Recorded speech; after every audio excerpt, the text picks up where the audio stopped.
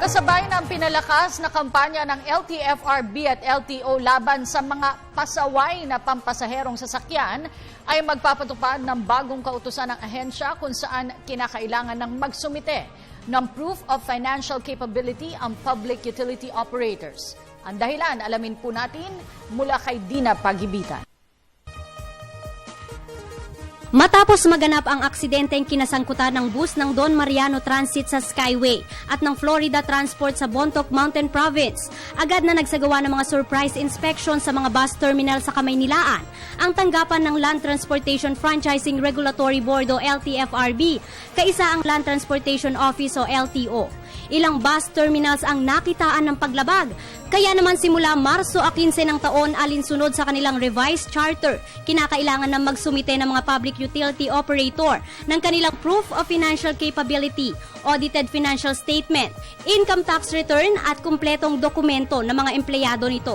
Layo nitong malaman kung may kakayahan bang imentena ng mga operator ang kanilang negosyo, gayon din kung nagbabayad ba sila ng tamang buwis. You should be financially capable dahil bakit, di ba? Para makapag-maintain ka ng maayos na mga sasakyan, makabili ka ng gulong, mabayaran mo na maayos ang mga driver, at pag nagkaroon na ng phase out ng mga sasakyan, ay mayroon kang pambili ng mga sasakyan.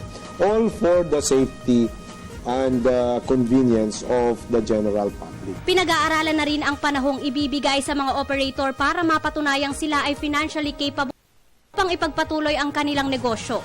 Gayon din ang mga alituntunin kung ano nga ba ang ibig sabihin ng financially capable. Sakaling hindi financial capable, maaaring makansela ang kanilang prangkisa.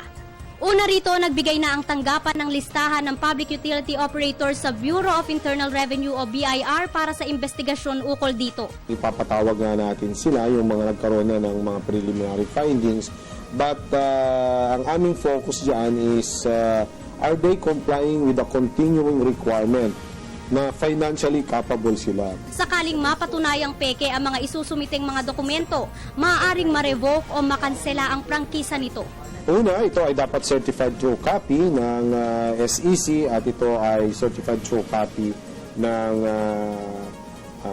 BIR. Meron ho tayong memorandum circular na ang pagsasubmit ng mga fraudulent or fake documents can be a ground for cancellation of a franchise. Para sa Telebisyon ng Bayan, ako si Dina Pagibitan.